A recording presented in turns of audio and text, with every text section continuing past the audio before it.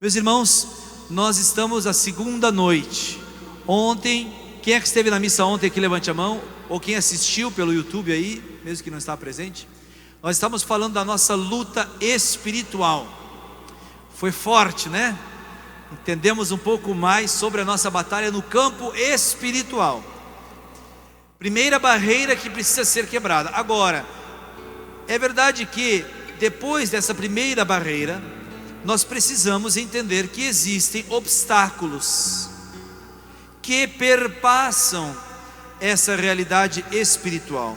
Para você entender, eu vou falar hoje do tema da batalha, da luta contra as muralhas na mente. E eu vou entrar num tema muito delicado. Por quê? Porque quando a gente fala sobre isso, muitas vezes tem-se o perigo de começar a falar do poder da mente. Existem muitos hoje que falam sobre o poder da mente, até mesmo em pregações. Outros aí, na sua profissão, ou nas suas palestras de coaching, né? Não é o nosso caso. Nós não vamos falar sobre o poder da mente, mas vamos falar sim do poder de Deus, que atua na mente. Por quê? Para você poder entender que a mente é uma das faculdades superiores que nós temos na inteligência. Quando a gente fala de mente, estamos falando disso, né? A inteligência que atua na nossa mente. Porque São Paulo vai dizer que tudo aquilo que sois espírito, alma e corpo, tudo isso glorifica a Deus. Mas a nossa alma humana, ela tem uma qualidade, ela é espiritual, mas ela tem faculdades. Quando a gente fala de faculdades, a gente está falando de potencialidades. Então a nossa alma, ela tem faculdades superiores, que são faculdades que nos distinguem dos outros animais que não são racionais. Então, entenda isso, isso é tão importante para você entender que nós somos imagem e semelhança de Deus. Mas nós somos imagem e semelhança de Deus no quê? Nós somos imagem e semelhança de Deus nessas faculdades superiores da alma. São duas faculdades: a vontade e a inteligência, que atua na mente. A nossa mente é uma mente inteligente, não é a mente como de um animalzinho, por exemplo. Então a mente, ou a inteligência, podemos usar também assim, que a Bíblia costuma usar com o nome de coração, mas está falando da mente, na verdade. É uma dessas faculdades superiores que nos fazem distintos dos outros seres criados e mais semelhantes a Deus. Então, quando eu dizia, por exemplo, que a Bíblia usa esse termo coração, mas na verdade está falando de mente. Quando a gente fala, por exemplo, sobre conversão, que a Bíblia costuma usar, sobretudo no Antigo Testamento, de mudar o coração. Deus diz: eu mudarei o teu coração de pedra por um coração de carne, não é? Eu te darei um novo coração. Mas evidentemente que a Bíblia não está falando do órgão coração, do órgão material, está falando da mente. Por isso que no termo grego, quando o Novo Testamento traduziu aquilo que se costumava chamar de coração, costumou se chamar de mente. Por isso conversão do coração em grego é metanoia, metanous, que significa mudança de mente, mudança de mentalidade. Então é importante que você entenda de que a mente, ela é importantíssima, inclusive porque é na mente que acontece a ligação espiritual com o corpo. Como é que Deus se comunica com o nosso espírito? Através do nosso entendimento. Como é que o profeta ouvia falar? quando Deus lhe dava uma mensagem. Nem sempre, gente, às vezes é verdade, alguns profetas ouviam a voz de Deus de forma material, era audível mesmo, mas a maioria dos profetas ouvia no coração, já entendeu, na mente. Então era uma voz interior, na mente, que o profeta ouve. Quando nós dizemos, por exemplo, o Senhor está me revelando, está falando no meu coração, está falando, na verdade, é na mente. Então eu preciso explicar isso, para que por um lado nós não caiamos nessa ideia de poder da mente, mas também nós não desprezemos a mente, porque Deus se comunica na nossa alma através da mente. E é exatamente por isso que nós precisamos desta renovação da nossa mente. Quando a Bíblia, por exemplo, fala que nós precisamos receber essa renovação da nossa mente, Romanos capítulo 12, versículo 2 diz assim: transformai-vos pela renovação da vossa mente. O que São Paulo está falando na carta aos Romanos? Que a transformação que Deus quer fazer em nós começa na mente, porque é a forma como Deus se comunica com o ser humano. Então, se é verdade que a mente é importante, porque é ela que faz isso, ela se torna uma grande arma. Ela não é o todo-poderoso, não é que a mente é toda poderosa, mas ela se transforma, pode se transformar num instrumento poderoso. E é verdade, um instrumento poderoso para Deus, mas também até um instrumento poderoso contra Deus. Você sabe, por exemplo, como aconteceu o primeiro pecado? O primeiro pecado não aconteceu com Adão e Eva. O primeiro pecado aconteceu com Lúcifer. Então veja como as coisas espirituais estão ligadas à mente. Quando Lúcifer, que não tem corpo físico, como um anjo, começou uma luta, uma batalha no céu. Como é que se deu essa batalha? Como é que se deu essa luta? Você já parou para pensar? Como que os anjos de Deus lutaram se eles não têm corpo? Como os anjos de Deus travaram uma batalha entre Lúcifer e os demônios, os anjos caídos já, e Miguel com os anjos fiéis? Como que aconteceu uma batalha? Foi uma batalha intelectual. Foi uma batalha entre os argumentos na mente de Lúcifer, que se comunicava na mente. Entenda isso, não é? Intelectualmente é uma luta na mente. Por isso que o demônio enganou com os seus argumentos, fez com que os anjos que eram fiéis a Deus, alguns deles se revoltassem com Deus, porque Lúcifer deu argumentos na mente dos anjos que se revoltaram contra Deus. Alguns outros anjos, graças a Deus, liderados por Miguel, permaneceram unidos na mente de Deus, ou seja, na verdade que Deus havia revelado a eles. Então acontece uma grande batalha na mente. Olha, eu vou falar uma coisa assim importante, pequeno parênteses. Nem sempre nas missas, gente, a gente consegue falar sobre isso tudo, porque é uma missa até que tem que ter um tempo hábil para isso, né? Então por isso que eu falo como é importante a gente ter momentos assim, por exemplo, como retiros, encontros, congressos, etc., como o Cerco de Jericó, onde Deus ele vai nos treinando para a guerra. Em geral eu não consigo falar isso, mas é algo tão profundo e tão importante, que sem dúvida eu poderia ficar horas falando sobre isso, porque é realmente importante a batalha que acontece na mente. Esse foi o primeiro pecado. O segundo pecado, por assim dizer, que foi o pecado original, o primeiro pecado humano. Aonde que aconteceu a guerra? Na mente. Porque Deus disse para Adão e Eva que eles obedecessem a Deus, porque eles teriam vida. E eles acreditaram. A fé, ela passa pelos conceitos da mente.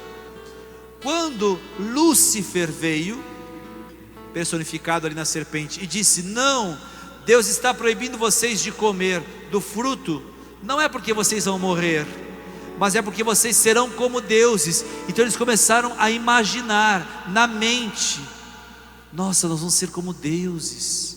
E ali aconteceu o pecado original. Não foi quando eles morderam o fruto, foi quando eles assentiram na mente a possibilidade de ter uma mentalidade corrompida, e criaram um obstáculo na sua mente para com Deus, e caíram no precipício do pecado na mente. Então veja como é importante que nós tenhamos a nossa mente conforme a mente de Deus, porque, repito, é isso que nos faz semelhantes a Deus, é a nossa inteligência, as faculdades superiores da alma e a nossa vontade. Aliás, é importante que você entenda isso diariamente, porque aonde o inimigo ele vai atuar nas batalhas do seu dia a dia, é sobretudo na sua mente. Aonde que é o campo de maior atuação espiritual? É um campo espiritual, mas aonde que ele atua nesse campo espiritual? Na mente. Quando ele começa a dizer palavras contrárias a Deus na sua mente, Deus diz para você ser fiel e você pensa: ah, mas se eu for infiel não vai acontecer nada. Onde é que ele diz isso? Na mente. Quando Deus diz para você: tenha fé, porque você vai vencer, o inimigo diz: você não vai conseguir. Onde é que está isso? Na sua mente. Então nós não podemos deixar que haja essa batalha na nossa mente sem as devidas armas, porque senão nós não vamos ser renovados, não vamos ser homens novos, mulheres novas, senão pela renovação da nossa mente. Lembra que eu estava dizendo a carta aos Hebreus que nos fala isso? Aliás, Romanos 12:12. É importante entender isso também no contexto do cerco de Jericó. Se você prestar bem atenção na história do cerco de Jericó, ontem nós falamos do campo espiritual. Agora veja que esse campo espiritual incidiu na mente dos hebreus. Se você abrir a palavra em Números capítulo 14, Números também é um dos relatos que fala sobre a conquista da terra prometida. Você vai perceber, não vou ler o texto porque é um texto extenso, que Moisés está diante da terra prometida, está diante de Canaã, precisa passar por Jericó. E o que acontece? Ele manda para entrar em Canaã, ele manda passar com alguns espiões, vamos dizer assim, não é? Estrategistas hebreus, fazerem aquele reconhecimento de campo. Vamos ver o que nós vamos encontrar. E quando Moisés envia esses homens valentes, corajosos, eles voltam aterrorizados.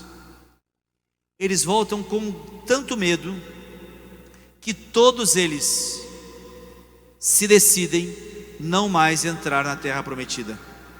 Apenas 2 homens que nós conhecemos, Caleb e o nosso querido Josué, são os únicos que dizem: não, nós vamos entrar. Por quê? Porque eles haviam visto que estavam nessa terra homens tão grandes, pareciam gigantes, eles diziam, que eles estavam, todos os outros, na mente, eles estavam estagnados, paralisados, na mente. Deixa eu explicar para você.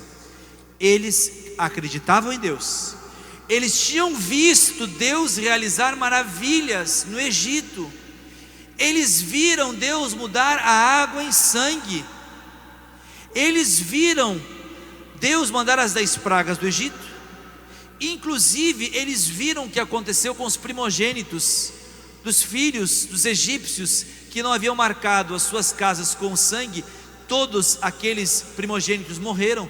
Eles viram a coluna de fogo, eles viram a nuvem, eles viram o mar se abrir, eles viram o maná descer. E agora vêm seres humanos, altos, grandes, como se fossem gigantes, e dizem: nós não conseguimos. Qual era o problema deles? Não era problema de fé, era um problema na mente. O inimigo trabalhou com eles na mente. Então, o que acontece? Estavam por entrar em Canaã, já estavam, você entende?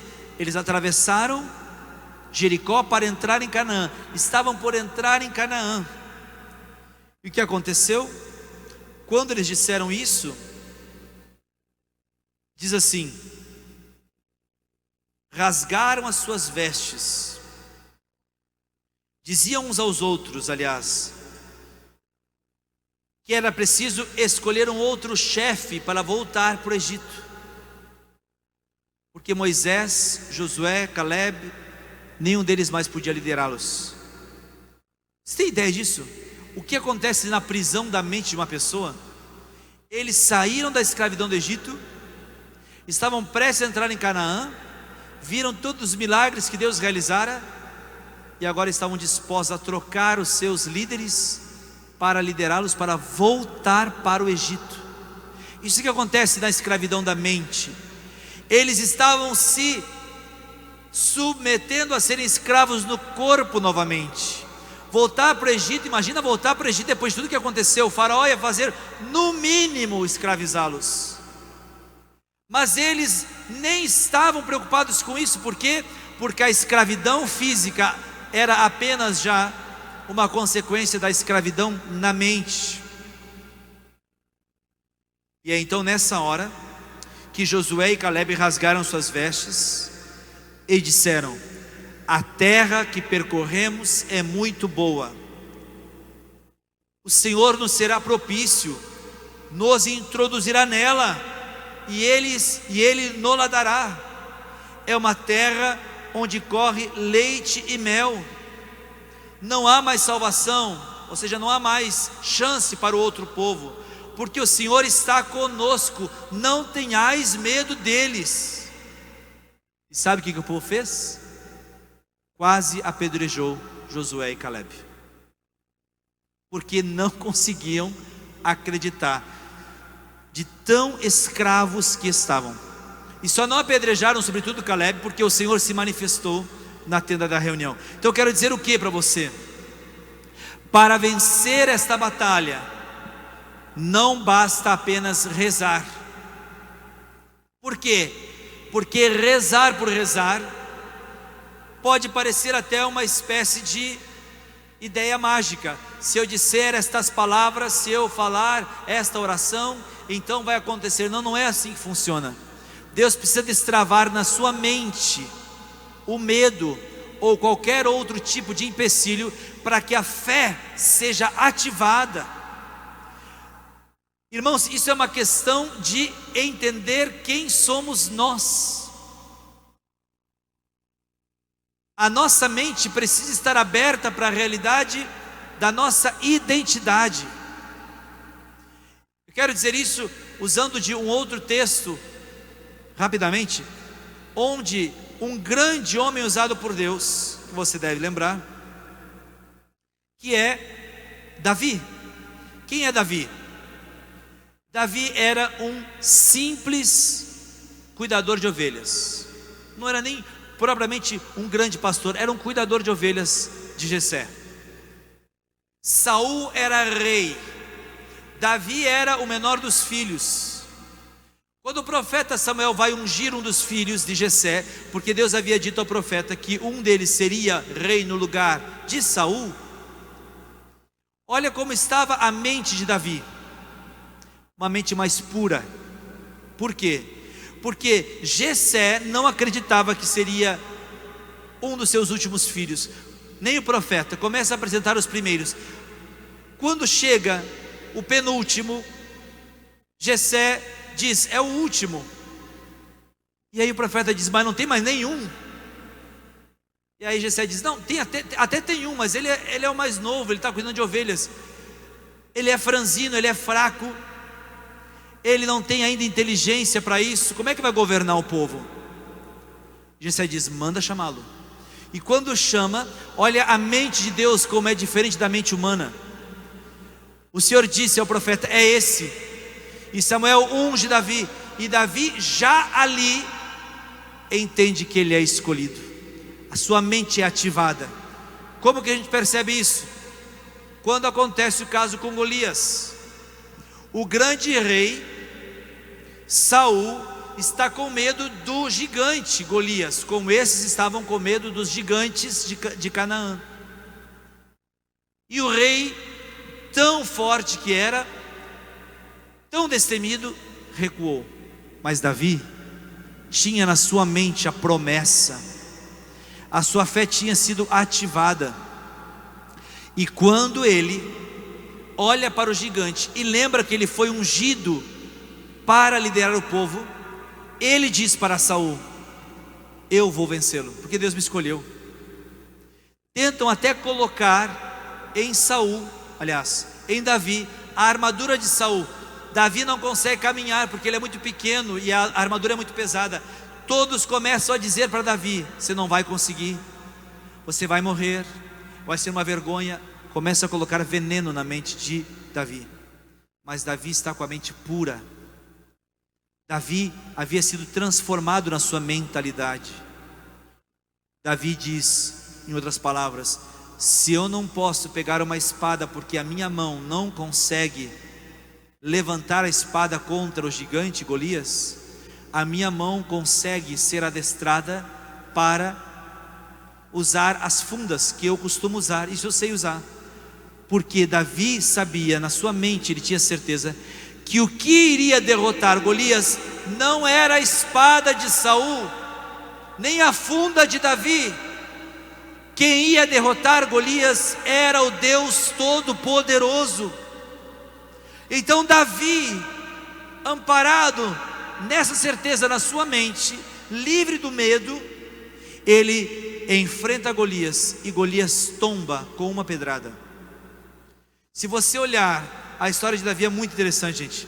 Se você olhar pouco mais à frente, a história de Davi, em 1 Samuel 24, quando Saul percebe que Davi começa a liderar o povo e vai ser rei, Saul se volta contra Davi e começa a guerrear com Davi. Num belo dia, Saul, que está tentando lutar contra Davi, se esconde numa caverna. Olha, essa história é uma história muito curiosa.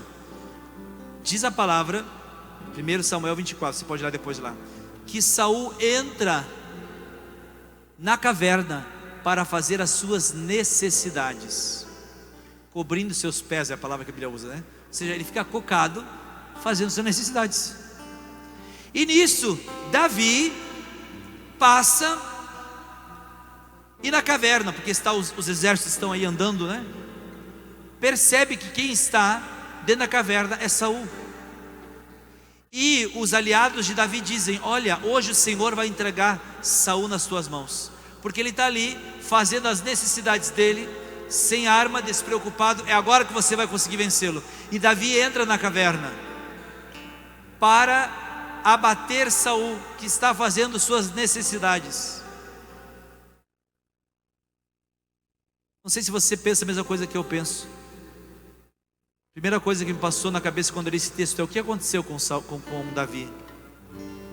Davi, que enfrentava um gigante com uma funda, agora, para poder vencer Saul, tem que entrar dentro de uma caverna onde Saul está sozinho, fazendo suas necessidades, desprevenido. Covarde. Davi é covarde. A mente de Davi começou de novo a ficar deturpada. E o Senhor fala a Davi, ali na caverna. Você imagina, quer dizer, nem imagine a cena, né? Saul fazendo as necessidades, Davi indo abatê-lo, e Deus fala com Davi: você não vai fazer isso, eu não te escolhi para fazer isso, seu covarde. Eu te escolhi para algo maior, Davi. E Deus transforma a mente de Davi. Meus irmãos, quantas vezes nós somos como Josué, ou Caleb, ou Davi, ou como o povo de Deus? A história se repete sempre na nossa história. Na nossa mente acontece uma batalha. Que batalha é essa? É uma batalha que vai dizendo muitas vezes que nós temos que usar do nosso jeito, ou que temos que esperar nas nossas forças, ou desesperar porque não temos forças. Deus precisa vencer primeiro na sua mente. Quando você tiver a sua mente como a mente de Cristo, então você vai começar a lutar, a guerrear, a batalhar com as armas de Cristo. E então a vitória que vai acontecer depois, através de você, já começou em você. Sem isso, não será possível vencer. Eu quero dizer, por fim, algumas promessas que muitas vezes eu falo no terço de cura e libertação, para você entender que nós temos que nos munir desta palavra de Deus, para que a palavra de Deus nos faça entender na mente quem somos nós, quem é Deus, e não nos deixarmos abater através das mentiras do pai da mentira. Então veja, muitas e muitas vezes, o que vai acontecer na nossa mente é isto: seja por causa dos nossos pais, nossa família, de nós mesmos ou do próprio inimigo, que vai nos dizer muitas vezes: você não vai conseguir. O Senhor está falando ao meu coração, veja, está falando na minha mente. Agora, nesta hora, que aqui está uma pessoa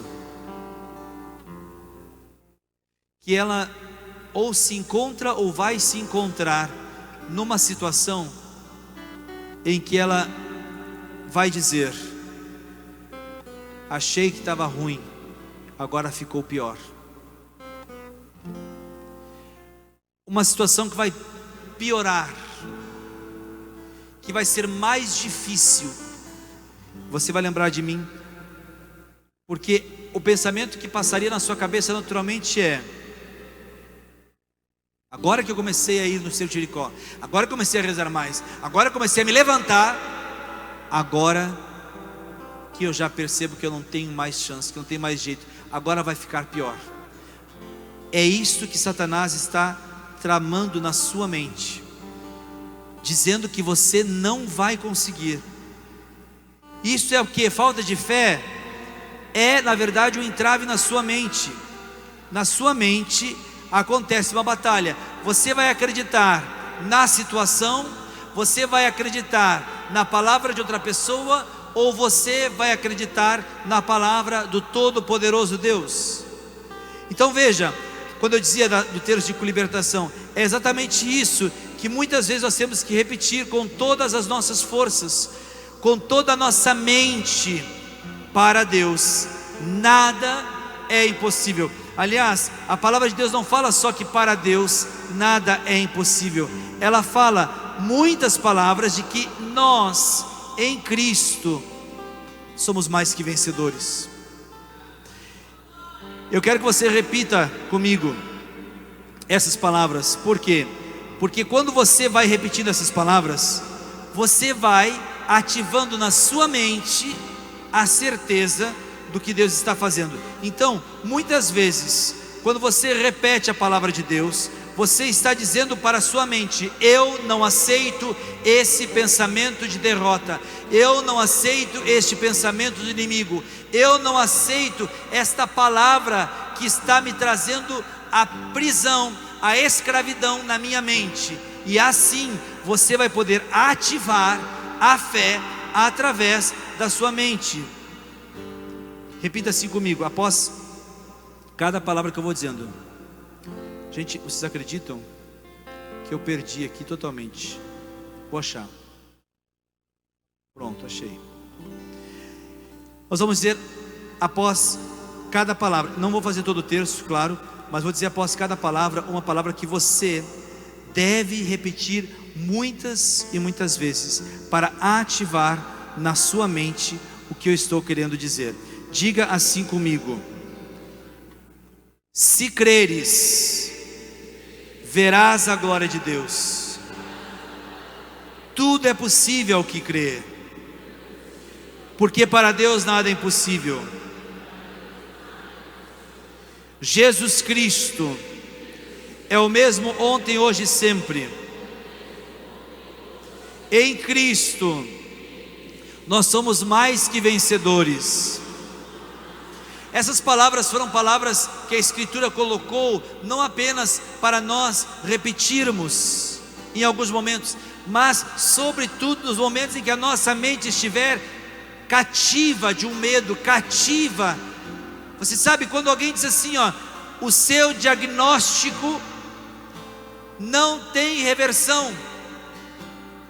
O diagnóstico que você recebeu não tem mais chance, não tem mais esperança, é um caso irreversível.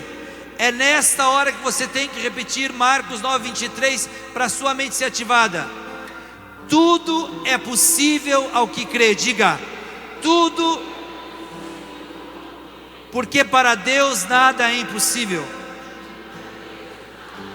Você que estava lutando contra um câncer, contra uma situação difícil econômica, e essa situação voltou, seja no seu corpo, seja nos seus bens materiais, no seu trabalho, o problema está aqui na sua mente. Quando você aceita essa derrota, você aceita essa morte, você aceita essa doença, você tem que na verdade aceitar o que a palavra de Deus diz, e precisa despertar isso na sua mente. Diga comigo, porque Isaías 53:4 diz: Ele já levou, diga,